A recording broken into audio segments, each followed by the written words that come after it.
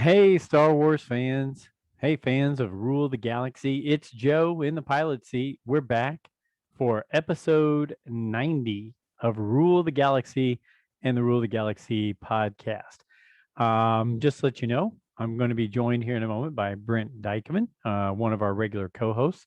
We're doing something a little bit different today. Um, well, our lives have been really hectic and crazy, so we're sneaking away at our lunch times to record show number 90. And next week we'll go back to a full staff of co-hosts and lots of other discussions like we did last week. I think last week we had 6 guys. So as I get started, you always know you can follow us at Rule the Galaxy SW on Twitter.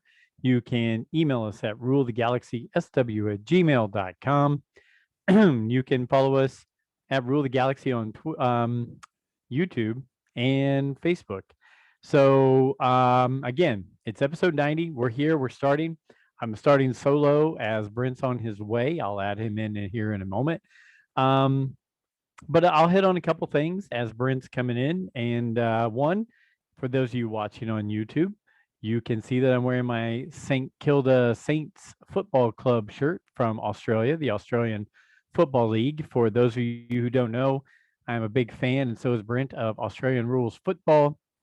And we cheer for different teams, but my good friends provided me with this shirt when I was down in Melbourne. So Brent just showed up, and we'll bring him onto the show.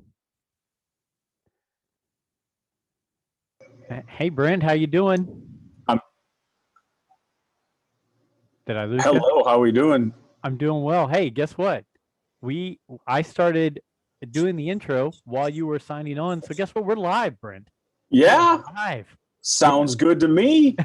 Are you? It's always good to talk the wars, especially now at a different time. It almost feels like I'm cheating or something. That's exactly the feeling I had. I just explained to the listeners that you and I were trying something different today because work life and real life got in the way with our regular stuff. And yeah, so we're winging this episode 90. And before we get started on anything, Brent, I am wearing my St. Kilda I shirt today. I was just gonna point that out. If you whenever you got done with yours and threw it back to me, I Yes. was gonna point out the fact that you were wearing some Australian rules footy St. Kilda. Oh, when the Saints go Go marching marching in. in. Oh Oh, yeah, when the baby. Saints go marching in. I'm And proud to be from St. Kilda. man, you are. I love that you're such a fan of that. You and I both. We need to go to a game there. You've been. I have Well, not. yeah, I've been to a couple of them. What team Nice. is it that you root for again? So I went to several North Melbourne Mhm. Kangaroos games. I'm the first person that I ever met from Australia was an Essendon Bombers fan. Oh yeah. And that was back in like 03, 04 when they were playing for their premiership, but they've had some lean years. The Big Ben Brown was cool to watch on the Kangaroos. Yep. For those who don't know, he reminds me of Carrot Top, but he's about 6'8", and he plays forward and he can kick the ball about 60 yards. So, yeah. I love it. So you know what? In today's show notes, I'm going to make sure I tag the AFL, St. Kilda, and North Melbourne, just so they can check us out and see. And I know we have listeners in Australia with the "It's True All of It" podcast and Yeah. some of their followers, so they'll know what we're talking about. But No one uh, else will. no, the American listeners are going to be like, I don't know what the hell these guys are talking about. So we're obviously going to talk about Bad Batch, and I've got notes for Yep. Bad Batch, so that'll be great. But I just had a few points that I wanted to hit on before we got to Bad Batch, and we had some listeners. I asked for feedback, and they gave me some ideas, so I want to hit on those real quick. So we'll do rapid fire if that's cool with you to start Sure. off episode 90. And by the way, I will show to the YouTube followers Yeah. my Jackson. He comes in a box. So awesome. Yeah, I he's very good looking. I actually went through the mall here in Indiana, and they have a Think a Geek store, and Mm-hmm. saw that one. They Really were. It was actually in the mall last Thursday. So nice. they had two of them when I went on Thursday, and then I was killing time with my daughter on Saturday or Sunday, and they only had one. So somebody had purchased one in a couple days. Yeah, it's a unique, neat, niche kind of character. Not many people are going to like it, but some But will he's really cool. like it. So, so I know, like you, I paid attention a little bit of the news. I thought this was pretty good, and Alfie brought it to our attention. The Making of Mando season 2, the finale, is going to be Yeah. on August 25th. I think you and I both love the galleries related Mhm. to Mando. What are your thoughts? I think this is great that they're doing it on its own. I think it's really cool to have that one thing be talked about separately.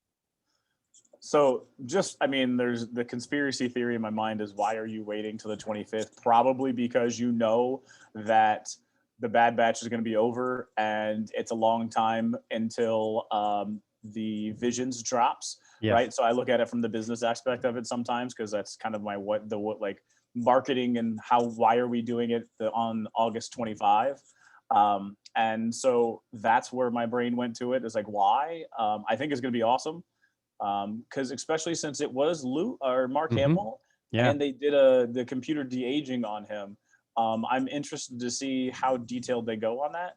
And from what I don't know if I got, and correct me if I'm wrong, is it like a 2 hour episode or something I like that? didn't Like, see the or is the it the like a length, two but parter or something? Like there was something about the length of time I feel like is going to be longer than a like it might be like a two-parter type thing when they all I drop know it. is some of you and I, some of our favorite Star Wars is the gallery parts of it. We make it. I think it really brings you into. It doesn't take away from the story at all. It makes the Mhm. story more deep, in my opinion. So I'm kind of looking forward to this and seeing the emotions of Ming Na Wen and Katie Sackhoff and people like that are going to Pedro Pascal talking about wow, Mark Hamill, is here, and so I'm really excited about it. Looking forward to it. I thought you would be too, but I So just a news item. So I like the technology of it. So the ever since I think it was one of the first shows that I did with you talking about the what is the gal not the gallery the volume, right? mm-hmm. So and how good the volume can be. And I didn't Yep. realize that I was listening to someone talk about an interview.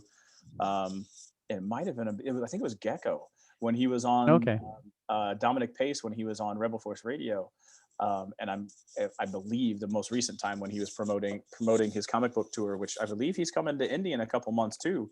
So He or not just Indy was area, in sorry, he was North, just in northern Indiana. Northern Yeah. We Indiana. Okay, missed him. Yeah. gotcha. So So what I was going to say was he mentioned the Warner Herzog scene mm-hmm. in Mandalorian where he gave the best guard to Mando when Mando turned over Grogu in season 1. So was it like episode 3, I think? Yeah. Two But or three, yeah. he said that like when he walked into the volume, there was a table, a desk that was his desk, and the rest of that scene is the volume. Wow. And it looks like they're in this like Yeah. grungy basement like you can't like, it looks like there's depth there, it looks like there was a set. He said when he walked into the volume or when he saw that shot it was like the desk, maybe a couple of the stormtroopers, but the rest of that scene was just the volume. So the fact that they can get that much detail and to make it look that real with that technology Right. like goes places, right? So like Loki and all that stuff they're doing with Loki and well, all the stuff they got to come with Boba. What are they going to do with Mm. Boba? That's going to be crazy. It is. It is. And the Loki stuff, as you mentioned, I still have to watch the finale, but that the whole series has been crazy. Yeah, it's blowing my mind. Like it's a real mind melter for me. So the next item I saw, near and dear to my heart, with it being action figures, but and I'm sure we'll get more feedback from people like Mass and Alfie and so forth. But Trapper Wolf, the Dave Filoni character, is getting a 6-inch black series. Now, I'm all for it. You know me. I think all characters are great. My problem is we're getting that, but we're missing a Ben Solo. We're missing a Duchess Satine. We're missing a Mara Jade, all in 6-inch.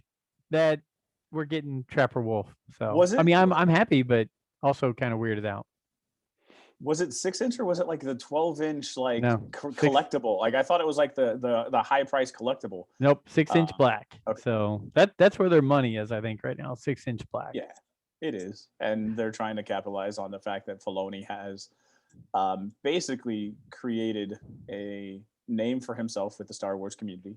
Mm-hmm. Um, uh, I'm I'm sure we're not the only ones that sing Filoni praises, No.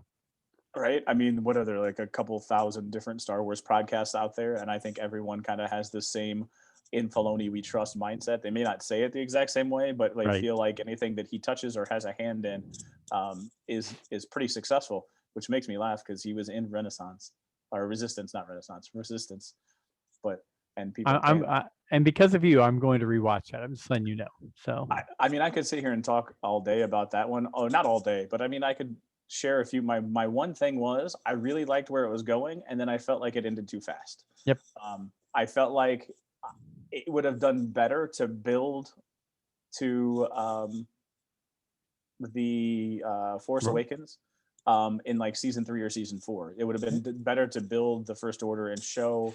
It would have been a good vehicle to show the risings of the First Order, but they decided to show the Star Killer base in like the second to last episode of the first season, and it's like you moved a little too yeah, quick. But I think they just wanted to get it over with, and it wasn't getting the ratings they wanted. So correct, cut correct. bait and get out.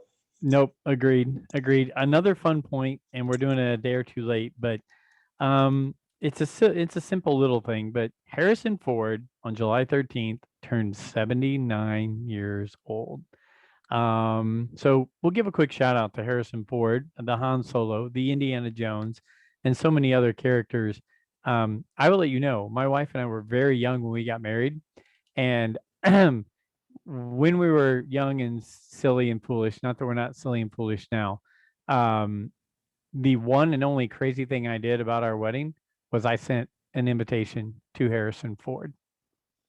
Just letting you know, sent a wedding invitation.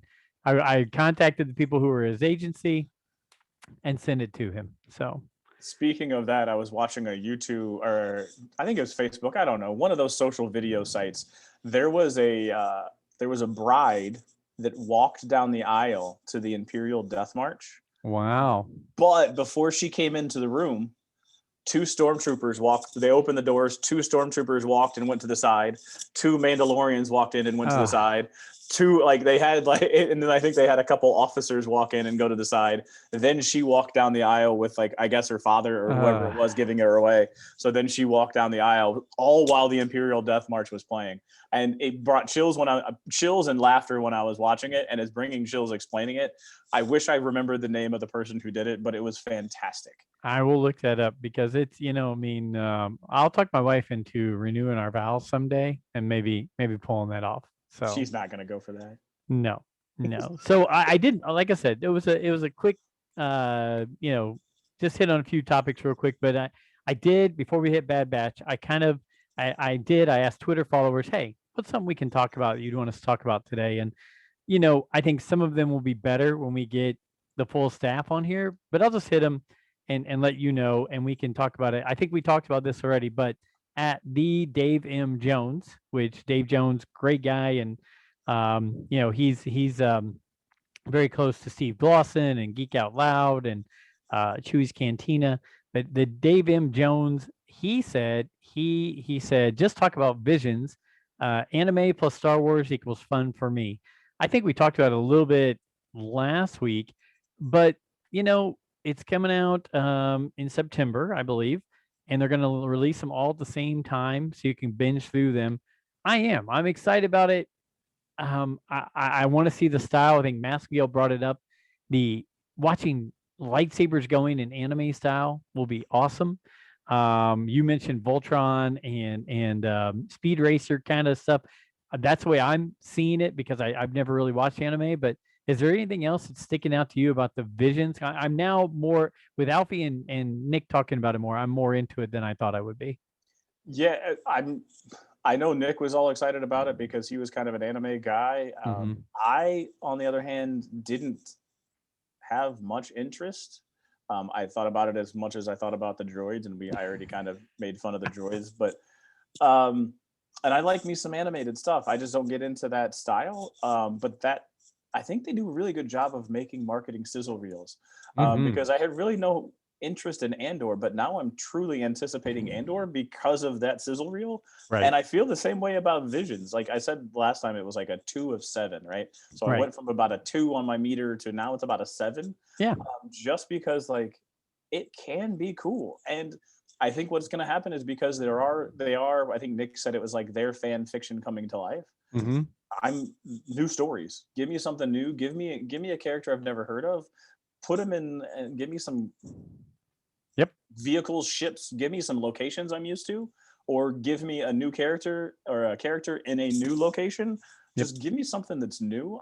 I'm like, I think Alfie said in our group text a lot of the stuff, and I this is my biggest complaint with Star Wars is just it seems tired, and we just recycle the same stories, we cycle the same tropes, and we recycle the greatest hits because we know that that's what's going to bring eyes to the to Star Wars. Bring something new, man. I want something fresh meat.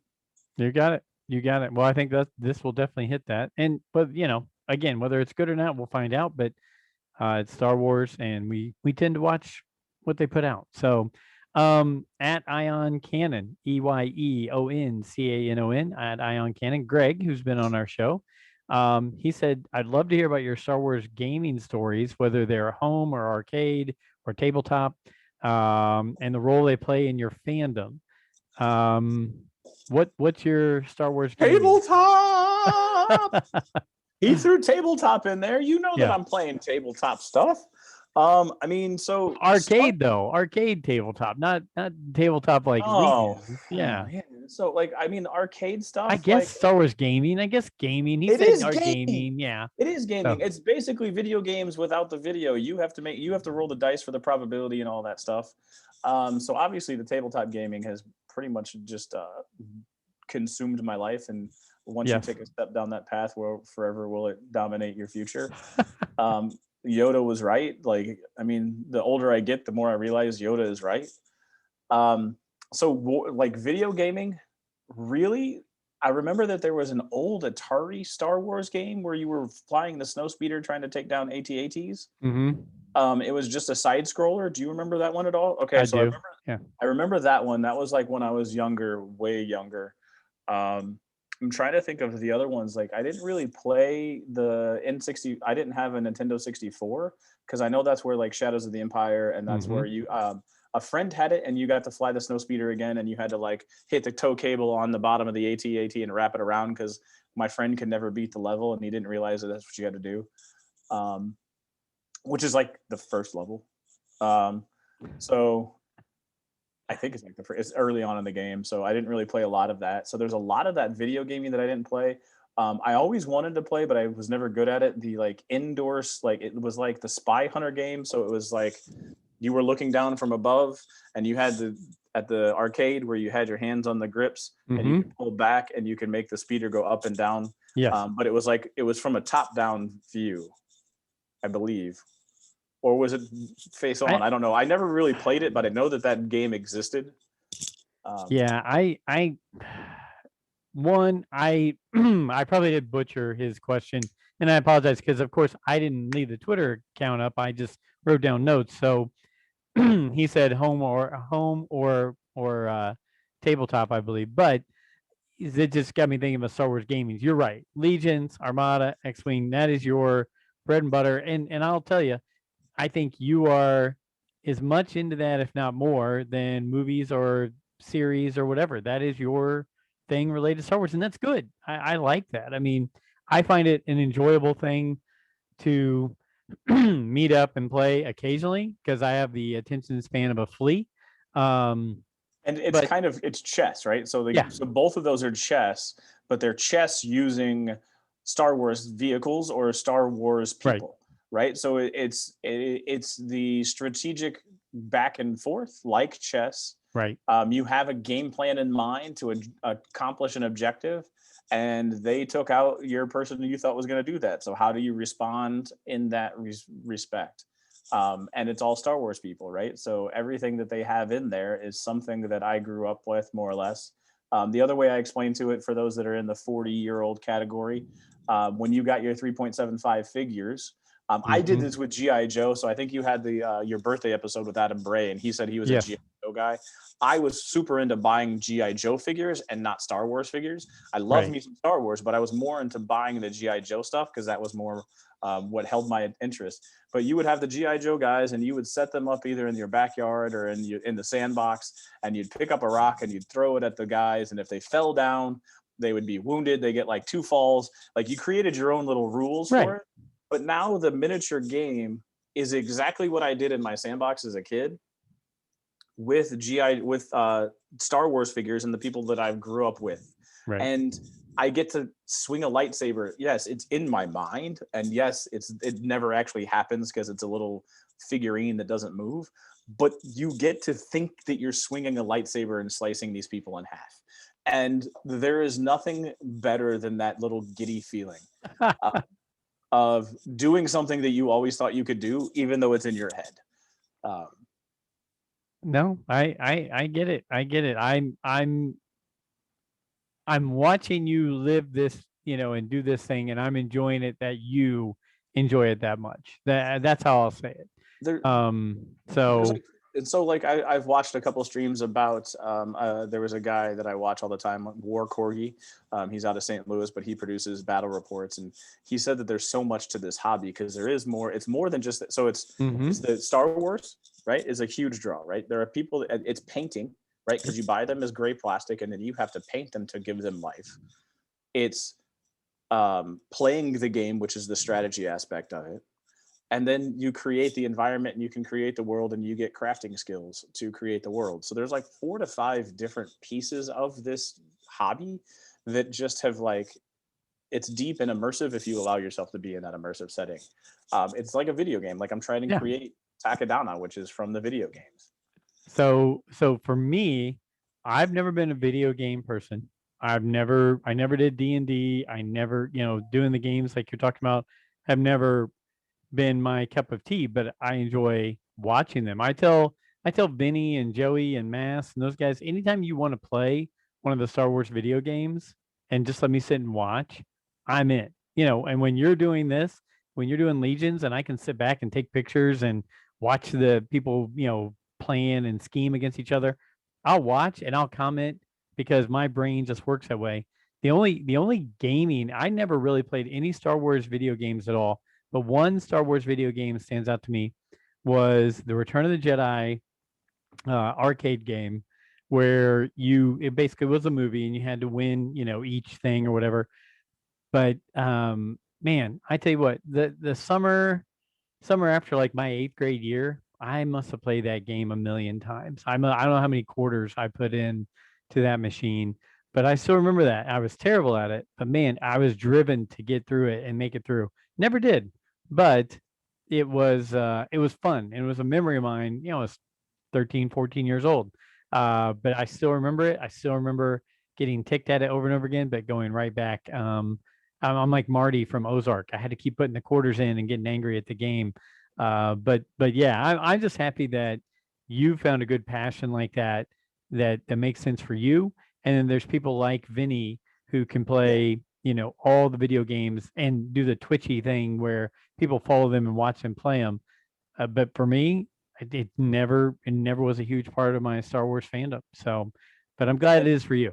And So, I know that there are plenty of other games out there. I know Alfie talks about them all the time because he played quite a few of them. hmm. There's probably a solid 30 or 4.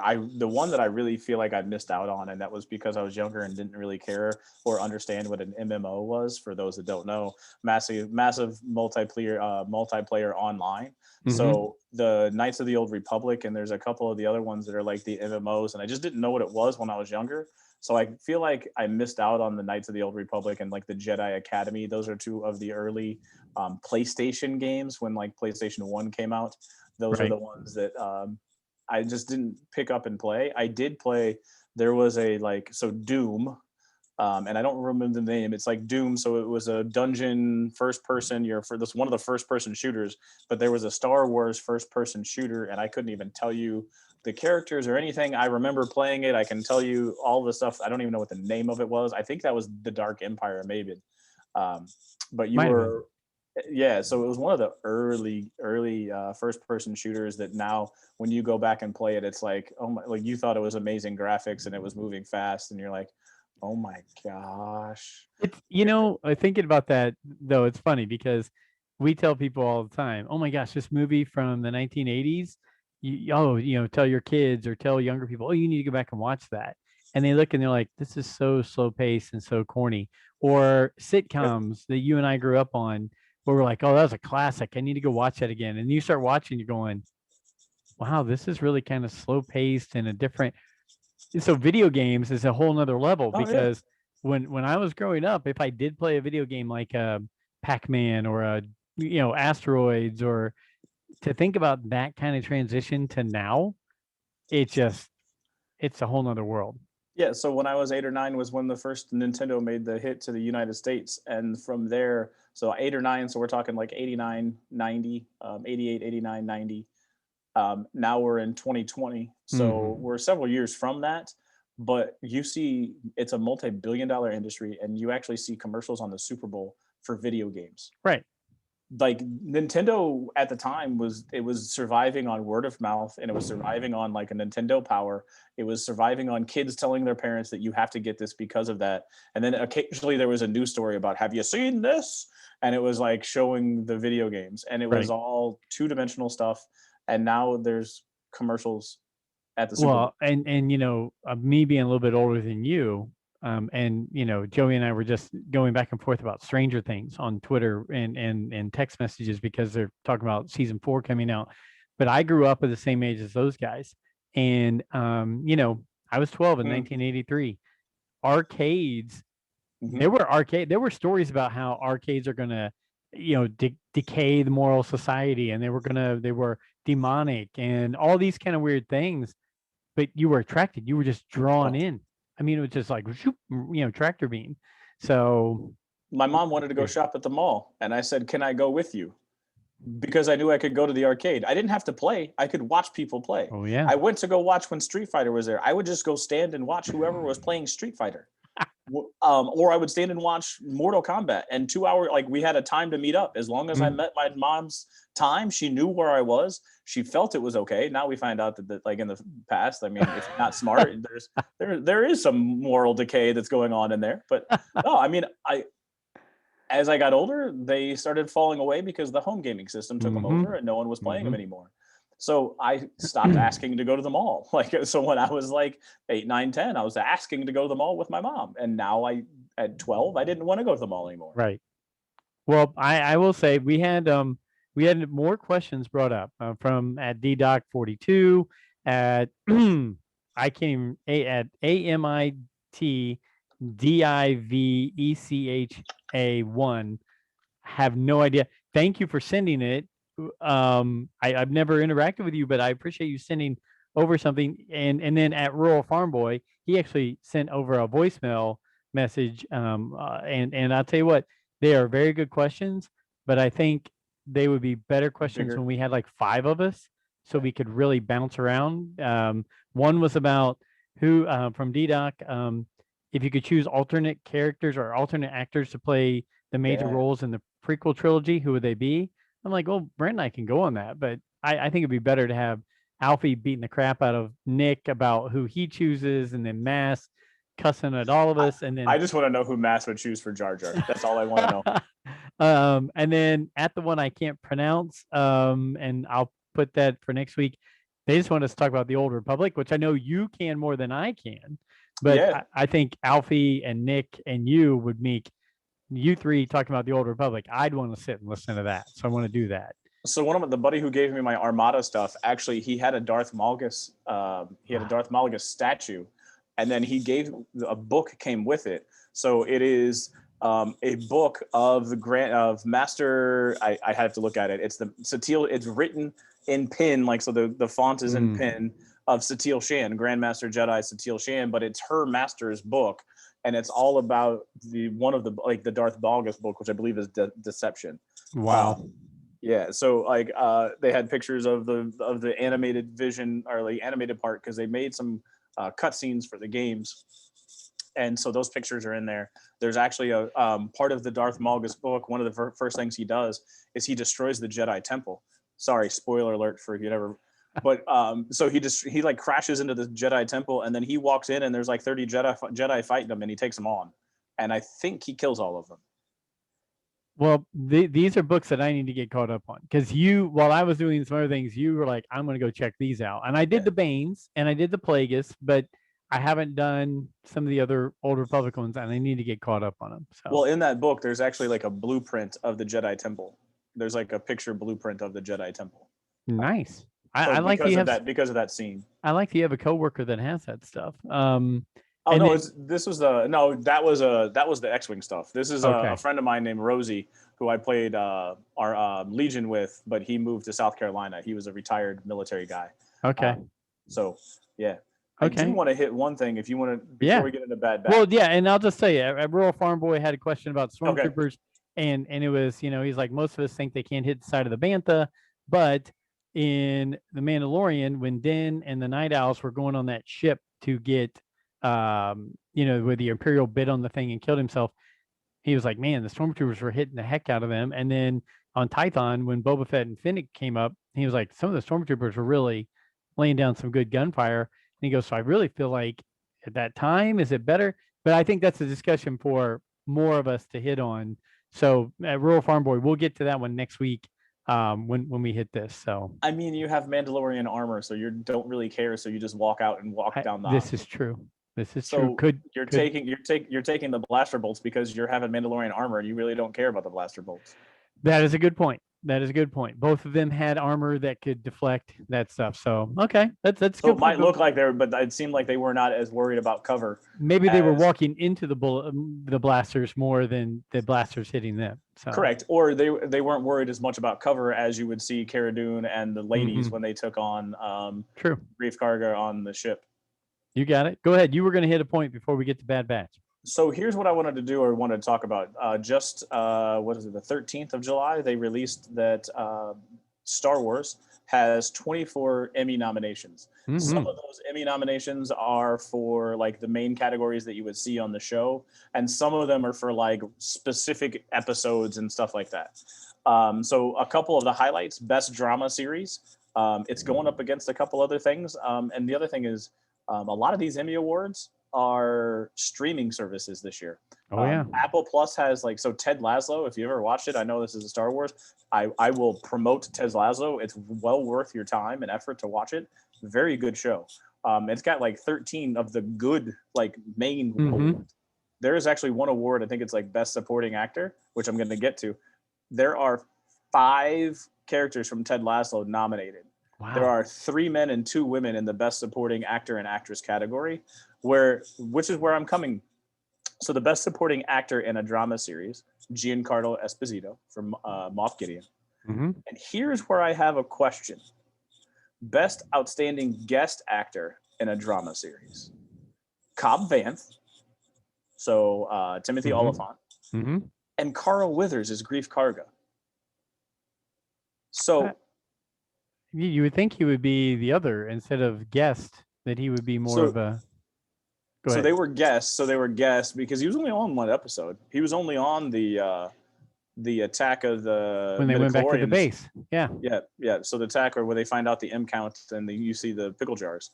But my thing is, okay, I love me some Star Wars. I love me some Mandalorian. Carl Weathers is the best guest appearance.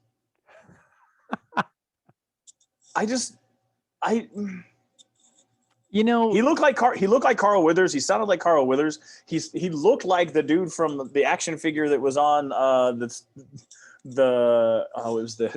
there's a Toy Story short. I can't remember the name. I'm blanking. I was going to make fun of it, but he was an action figure, and he talked in the third person about himself. But I'm just not.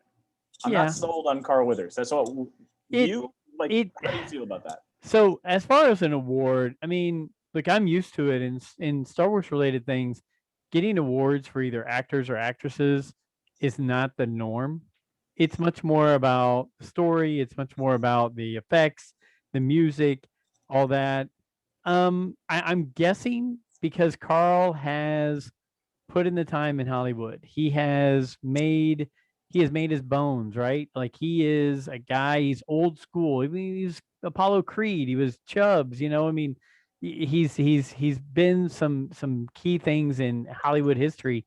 I'm sure there's 10 other things that I can't remember. Okay, so I guess when I'm looking at it, it's this episode, or it's him in here. It's not him in his past. Right. And him in the Mandalorian. And that's how these awards work though. Sometimes they might be paying him back because he directed that episode. Yes. So they might have said, hey, you know what? Not only are you Carl Weathers and you've been doing this and you're an awesome dude and everybody loves you, but you also directed this. So it was really kind of cool to have you do that.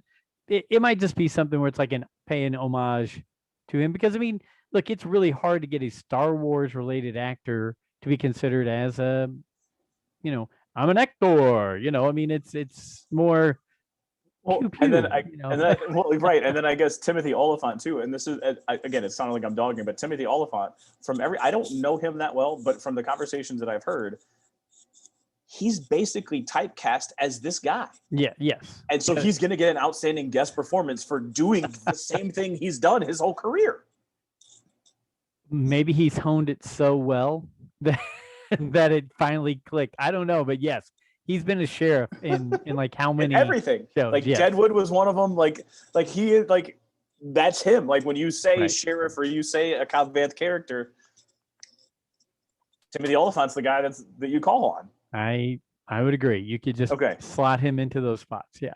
But another one that I wanted to highlight too, out of all of these 24, and there are some like Filoni's got one for directing, Favreau's got one for directing. They got hairdressing, makeup, sound editing, like you said, like that's a lot of stuff. There's some special effects stuff too. Mm-hmm. But another one that I liked is they got nominated for best casting for a drama series.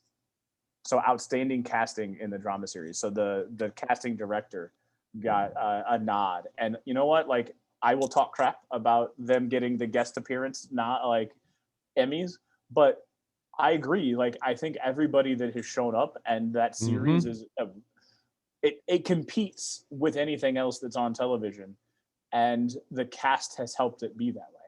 If you look at the young lady that Ahsoka Tano went up against, if you look at Johnny Ringo playing the guard to her, right? You look at everything from Carl Weathers to Vance to Pelimoto to they've put some really great people in some really cool and sometimes very small roles.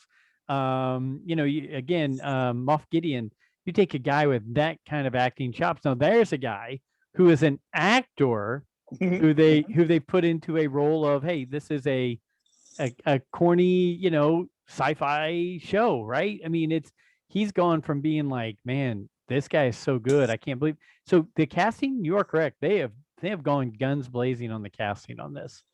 And I'm gonna go again. I'm just to throw some shade towards Moff Gideon and Giancarlo.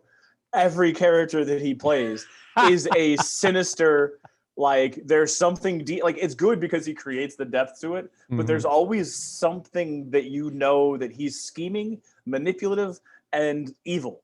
Like those are like, and I'm going from Breaking Bad is the biggest one that like pretty much probably got his break. But there's a lot of it, and I believe he was also in Walking Dead. Maybe I think he was in Walking Dead for a hot minute. No, never seen an episode of Walking Dead. But from everything that I've heard, and I know for sure in Breaking Bad, like, so I'm translating from Breaking Bad to there. Like he's playing a similar character. Now he does it well, very well. But he's playing the same guy. No, that's cool. I mean, look, if for a guy who grew up watching all the Star Wars movies and thinking, well, every year they're going to be up for John Williams music and special effects. Right. That's what you knew that was what. So seeing them get some actual credit, it's never something I put time or effort into thinking about because it's like, it's never going to happen. But like, I loved what Ewan McGregor did in the prequels. No matter what, he played that role the way it was meant to be played. And you thought, man, this guy could have actually transformed into Alec Guinness by the time this was over. Right. So, but you never thought, oh, they've got a chance of this, that, or the other. So it's good. It's good for Star Wars when they can have another topic to talk about besides, hey, watch this thing blow up and listen to our music behind this scene. So I'm all for it. Yes, there are some that does Carl Weathers. I don't know. Does Giancarlo play the same guy? Does Cobb Vanth play? Does Timothy Oliphant? Yeah, I guess. But I guess the casting hit it right? Because they put him in the right role. Correct. So, and that's why I wanted to highlight that casting because I believe they have a fantastic cast and everybody that they throw in. Agreed. Is fantastic in those roles. Nope. And I agree. So you know what? Let's go into Bad Batch. Bad Batch number 11, The Devil's Deal, or just Devil's Deal. Sorry, I always had the.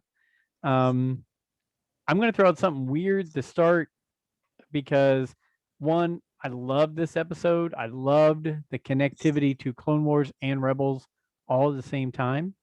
But people made, even though it was a great episode, I kept seeing everybody freaking out that Hauser in the action figure that was coming out was named, or people thought it was Captain Ballast in this new Bad Batch 4-pack that you could buy, but it's Hauser. So people were like, is this the same guy?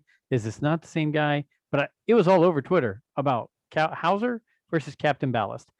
I don't know. I don't know the true story behind it. I just thought it was weird that with all these great things going on, that's what people were upset about. I was like, things change. They might have produced that action figure 3 years ago and changed the name in the show 6 months ago. So I don't know.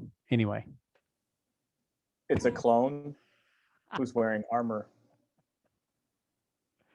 yeah. I mean, like it's a toy. It's a toy. Right. It's a figure. Now you got to collect another one. I like it.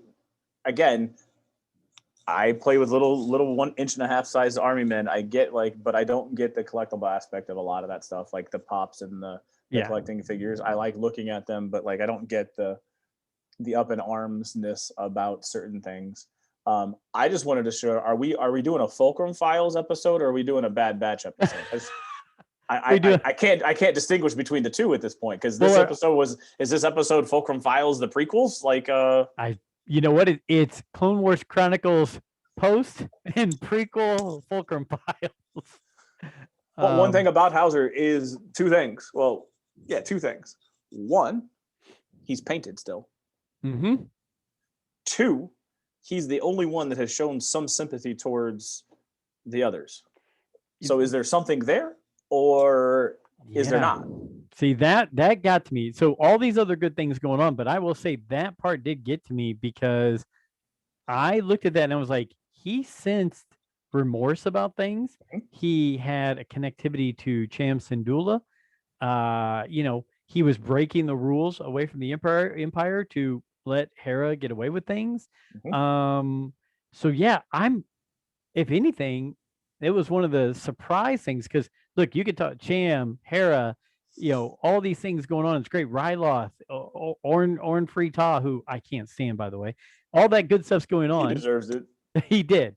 But that the Hauser thing really got to me, because you said, last episode I talked about how all the new stormtroopers, clone troopers, were all white, and the only ones that really still had color on were Rex and the Bad Batch, right? Everybody else was going clean.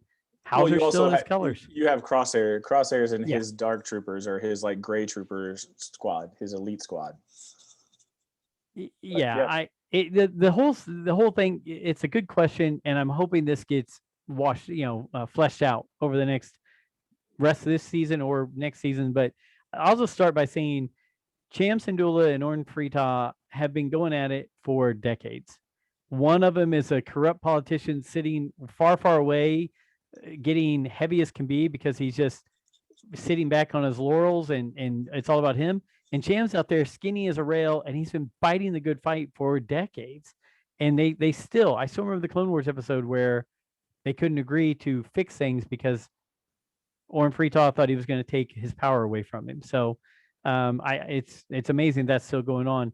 Did you catch Hera's mom's name? I didn't write it down, and I should have, because it was in the caption.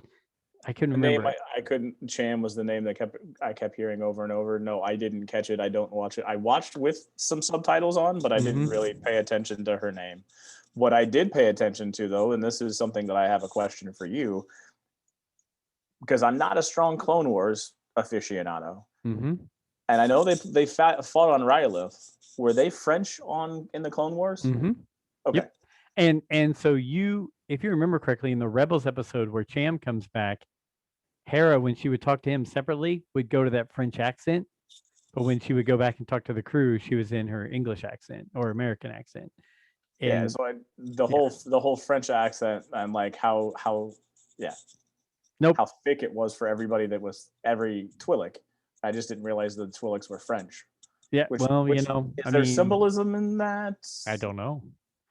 Well, I mean, the French surrender and retreat That's what I'm quickly, talking but about. Is there but symbolism in that? but Cham and his group fight, fight, fight all the time. Well, So you had Charles, not Charles de Gaulle, yeah, Charles de Gaulle, who was the freedom fighter for the French during the World War II. That's why they named the airport after de Gaulle Airport. okay, He was the one that he created the French.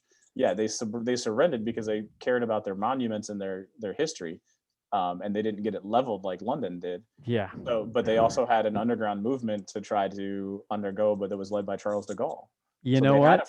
they had a freedom fighting group very similar to what they had with Henri Lotto. You Well, had that's a good question. you had whole T, whatever his name is, a Frita, who likes to give up and pander to Mm. whoever's in power, and you had Cham, who was kind of playing that Charles de Gaulle character. You know what? We need to do some digging on that because I had not thought about that, but I like it. I've always liked Cham Syndulla. I liked him in the Clone Wars. I'm not sure if you've read the book that he's in. I think it was Lords of the Sith, where it was Vader, Tarkin, and the Emperor. It was uh, um, it was after this time. It was before Star Wars, after Revenge of the Sith, but it was good, and he had a lot. He and Gobi, his His uncle, the uncle, uncle. cousin, whatever, that those two were in that book as well. So when Gobi showed up, I was like, oh, Gobi, he's from the book. That's cool. Um, I did point. I want to point this out. I want to try to be Alfie this week. Um, there was a What crashed nuanced piece did you pick up on? there was a crashed Y-wing in the yard of their castle or building house. If I'm not mistaken, Chopper was rescued out of a Y-wing by Hera when it crashed during like a Clone Wars era thing, and there was a Y-wing down when they were handing the guns in, and her mom was walking with her. Behind them was a crashed Y-wing right there in front of that building, and I just thought, are they paying homage to that old Chopper Hera story or not? So Well, so the other forums that I saw blow up were, did she have Chopper yet? And they thought in the New Dawn they didn't have Chopper, but I quickly corrected them that in a New Dawn, the book of New Dawn, Chopper was with her. She had Chopper in a New Dawn. But there were some people that were trying to poke holes in the fact that they thought Hera's mom died in a different way, or that she died when she was really young, not necessarily when she was, because it looks like she's like 12, 15. yeah, yeah.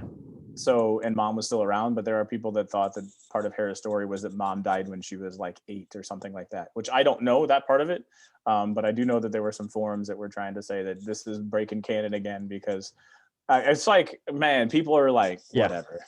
Man, there are people. Look, I am surrounded by a room full of Star Wars stuff, but I guarantee you there's somebody who has an entire wall that's a whiteboard or a timeline, and it's got every major birth, death, and battle on it. And they are watching these things like a hawk, going, nope, nope, that's Yeah. I mean, yeah. I like to be the level of fandom that I am, but no, I was the whole Chopper. It was cool to see Chopper, right? So Yeah, I enjoyed because Chopper is just fun. he is. I think again, this was another great step, and we just jokingly said this was a great way to bring Clone Wars fans more into the show. This is a great way to bring Rebels fans and say, okay, you've seen Kanan now, you've seen Hera now. It's all merging together into that Filoni verse. But I thought they keep doing a great job, whether it was Raxus last week or Ryloth this week. They're showing you how the empire is building and what it's doing to every world that's part of the republic or part of the empire now. And I think it's great. They're doing a step at a time. They're not saying, okay, overnight it just switched. I mean, it's, hey, we're going to put in some curfews. Hey, you don't need this to defend yourself anymore. Get rid of your guns. We've got you covered now. We've got you taken care of, and we're going to bring all these jobs to you.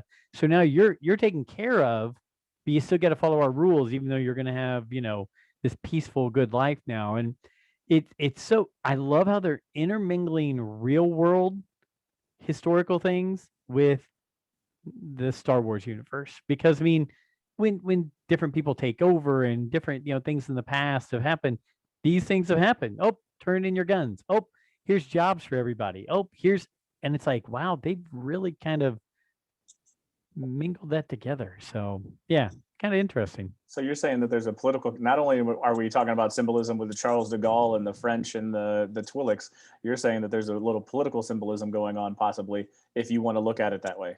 I I think there is, but I don't Mhm. think because let's face it, whether it's communism, socialism, Mhm. whatever, or whether it's left or right, I don't think they're promoting one way or the other. No, They're just showing you this when is how it things, can go. yeah, Yeah. this is how power can happen, right? And so I think it's really well done to where, yeah, let's face it, I mean, you want to say the emperor's Hitler or Mussolini or Stalin, great. That's what he is. Right. So maybe they're showing you in Yeah. those senses, this is where it can go. So So is yeah, Cham Syndulla force sensitive? And there's a reason why I'm asking you this. I have no idea, but I want to hear. How can he jump onto a moving bark speeder and land on it? It's a cartoon. It's an animated series. That's why they don't do that in the live action. I mean, not only that, he hits him. He javelin throws his spear and takes out the driver, Mm-hmm.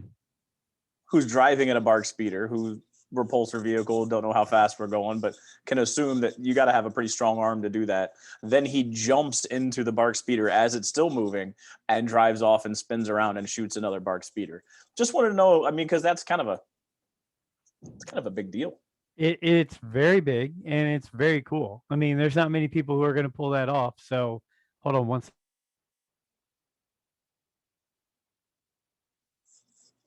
Sorry, doing the shows during the day. I spend all my day on the phone, so my voice kind of comes and goes. So I apologize for that. But no, I like that you point that out because I wrote on there, Cham is BA.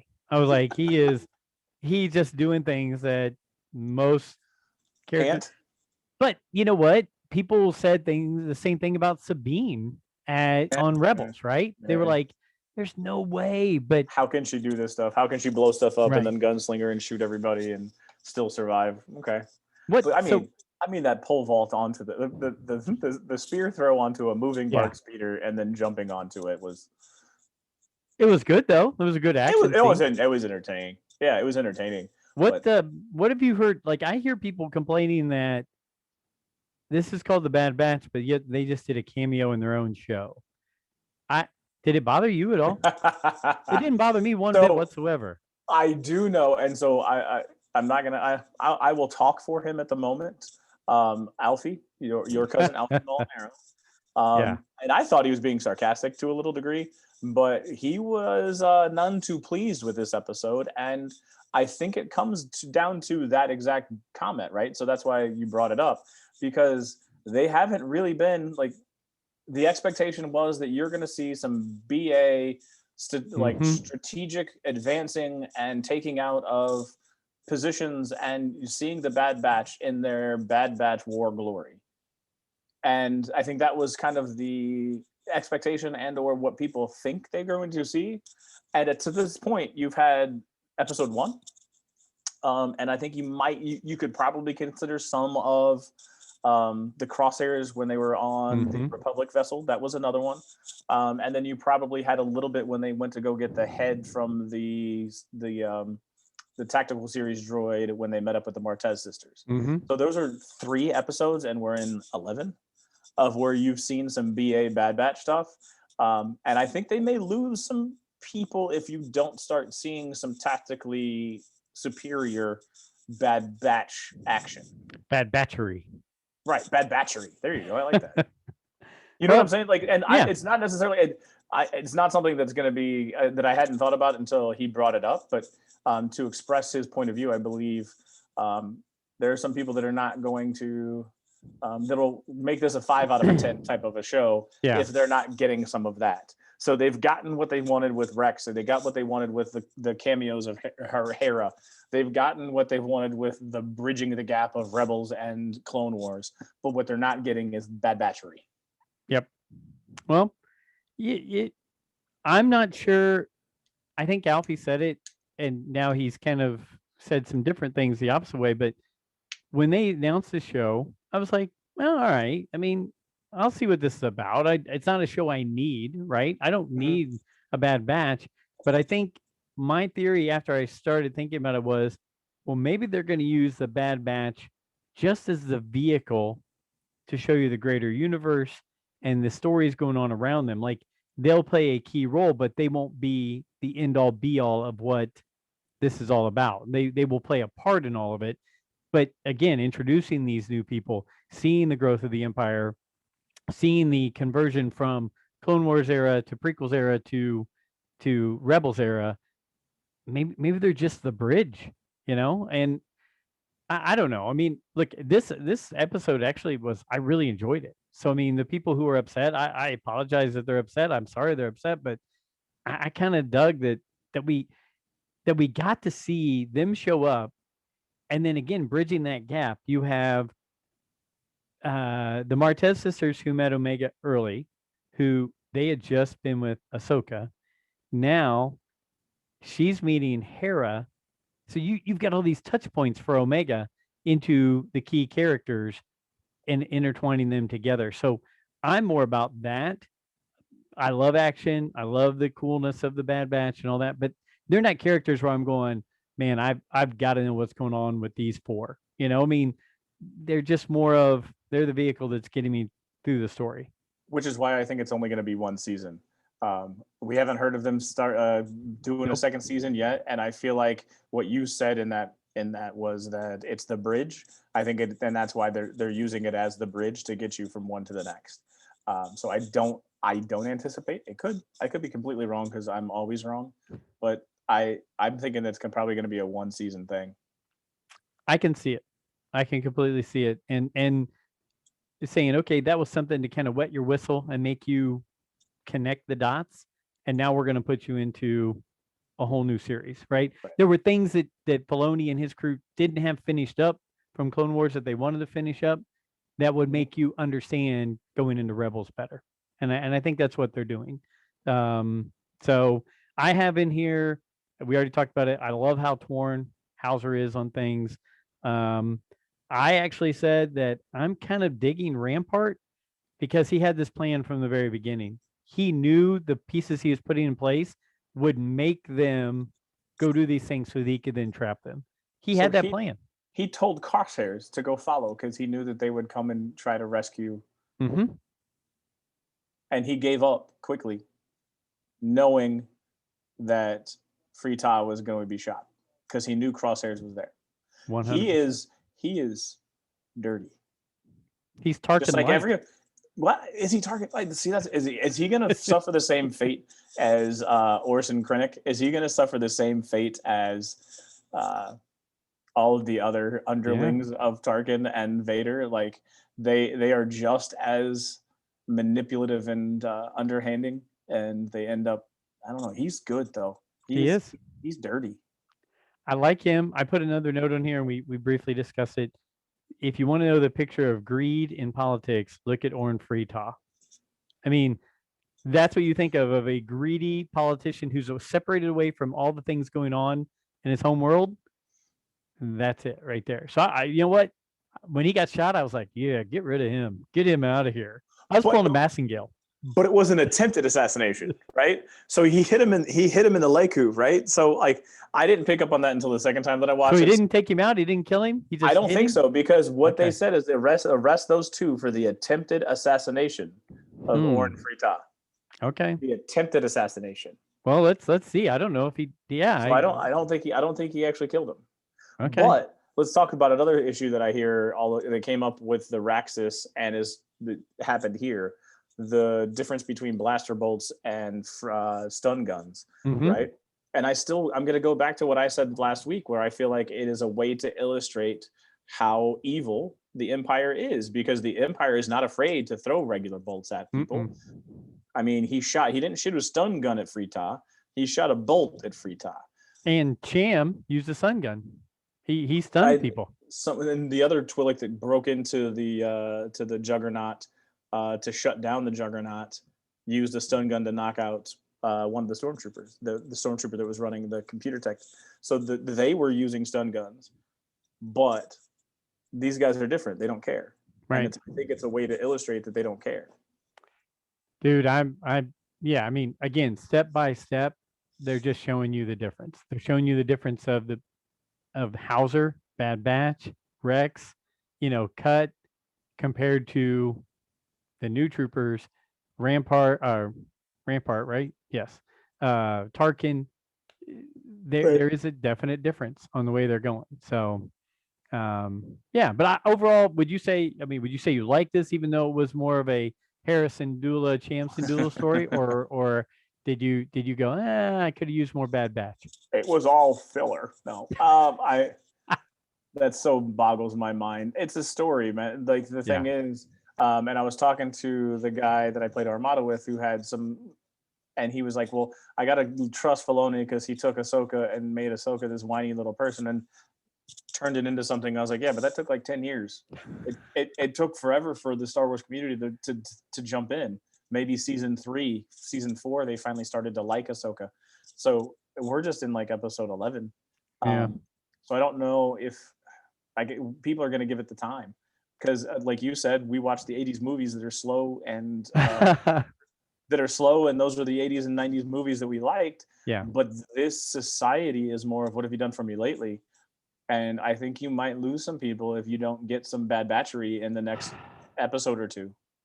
I'm wondering if it'll be where they finally, just like Baby Grogu goes off with Luke, maybe Omega goes off with someone important at the end. And if they do bring it back, they're the Bad Batch in the future, or they're the Bad Batch as part of the rebellion or something like that. I don't know. Geriatric Bad Batch.